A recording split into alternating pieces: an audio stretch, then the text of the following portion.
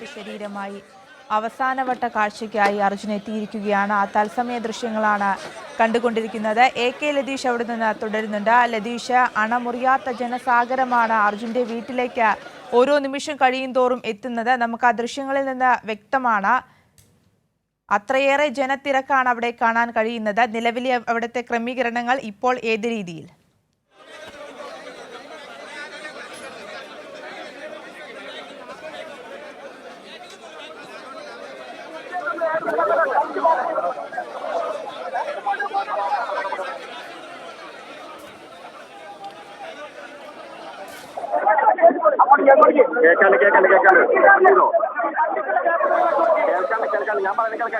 രതീഷ്, കേൾക്കാമോ?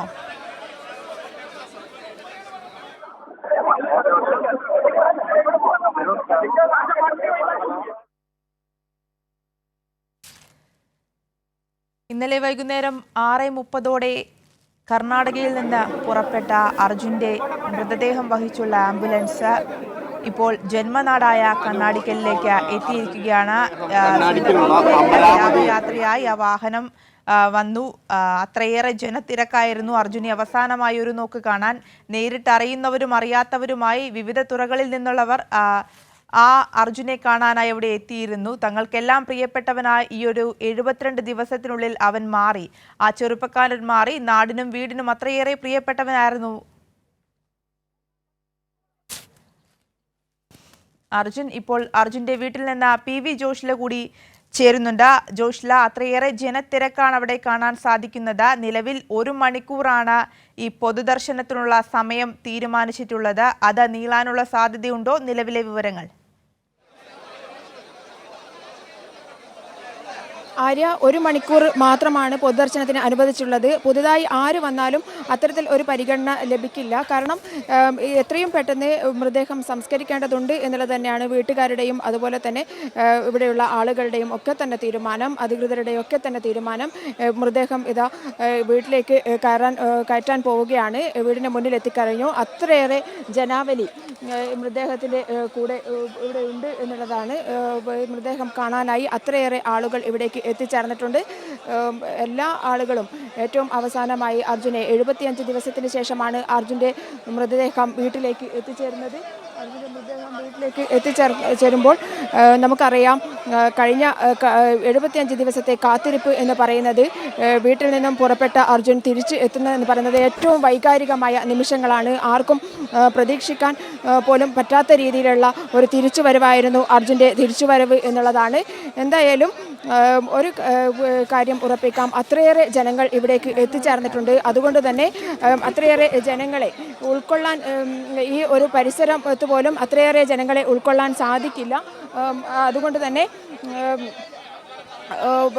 പെട്ടെന്ന് തന്നെ ഈ ഒരു പ്രശ്നം ഒഴിവാക്കും.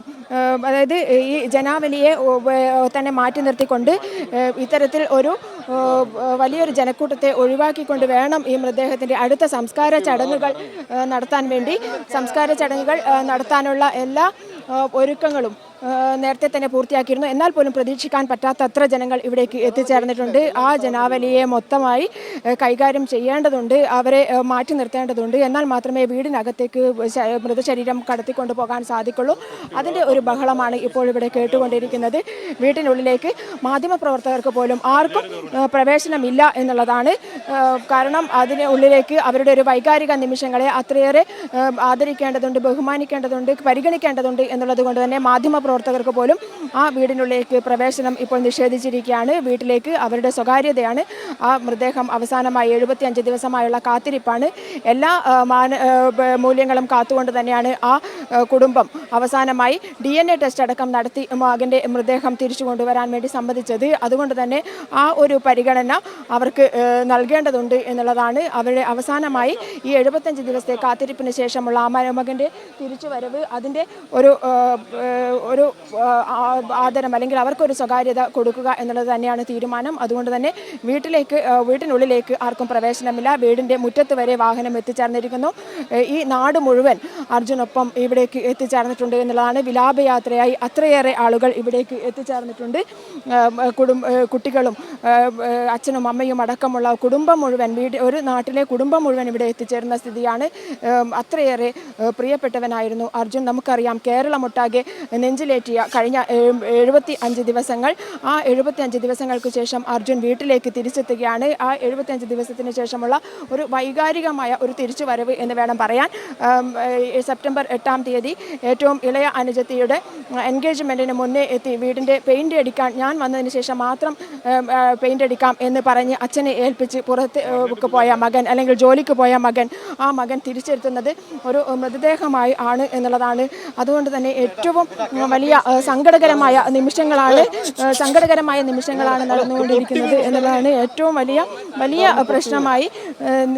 ഒരു കുടുംബത്തിന് ഇത് എങ്ങനെ താങ്ങാൻ പറ്റും എന്ന് പോലും അറിയില്ല.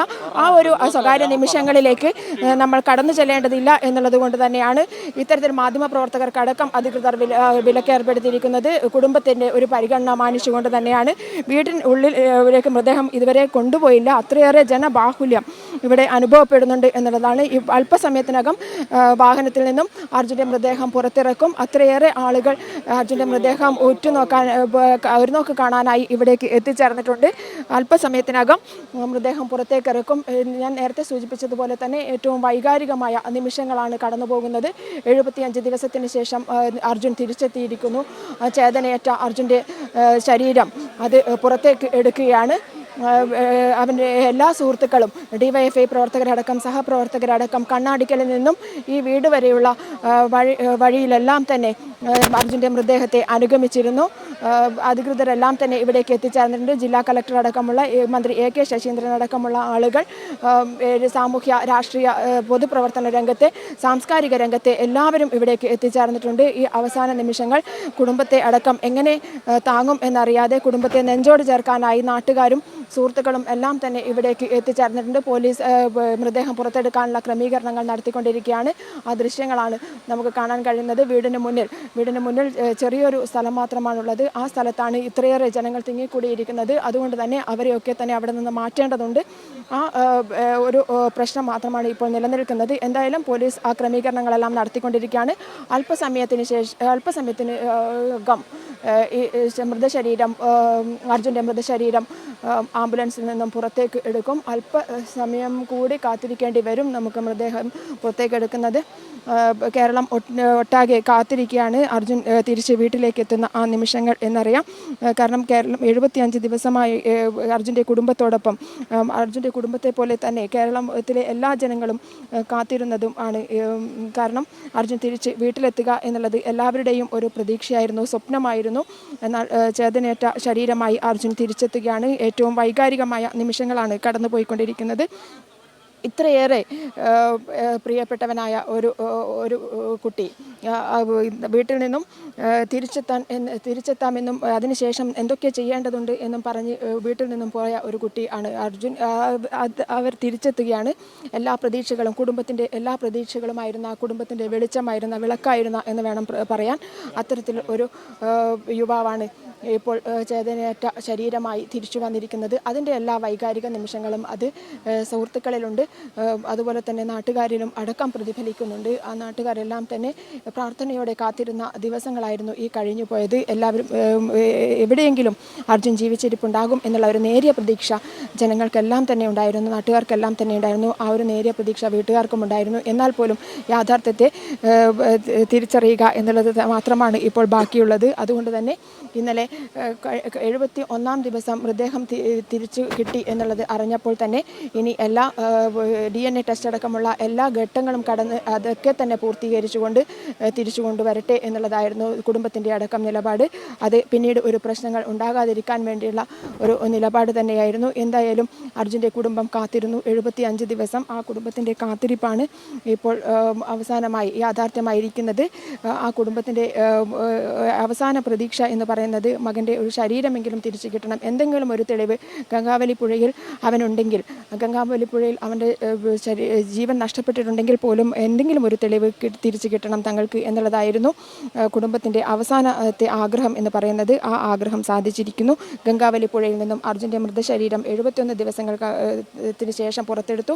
കഴിഞ്ഞ 2 ദിവസമായി DNA ടെസ്റ്റിനായി കാത്തുനിന്നു. ആ DNA ടെസ്റ്റിൽ അർജുൻ്റെ മൃതദേഹം തന്നെയാണെന്ന് തിരിച്ചറിഞ്ഞിരിക്കുന്നു.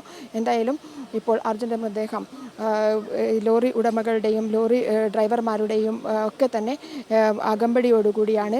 വിലാപയാത്രയിൽ അവരൊക്കെ തന്നെ പങ്കാളികളായിരുന്നു. അതിനുശേഷം കണ്ണാടിക്കലിലെത്തിയപ്പോൾ കണ്ണാടിക്കലിലെ ഒരു വലിയ ജനക്കൂട്ടം, ആയിരക്കണക്കിന് ജനങ്ങളാണ് കണ്ണാടിക്കലിൽ ആ മൃതദേഹത്തോടൊപ്പം ഉണ്ടായിരുന്നത്.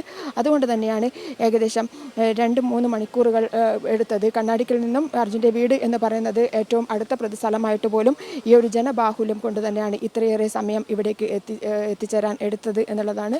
എന്തായാലും ഏകദേശം 9:10 അർജുൻ്റെ മൃതദേഹം വീട്ടിൻ്റെ മുറ്റത്തേക്ക് എത്തിയിരിക്കുന്നു.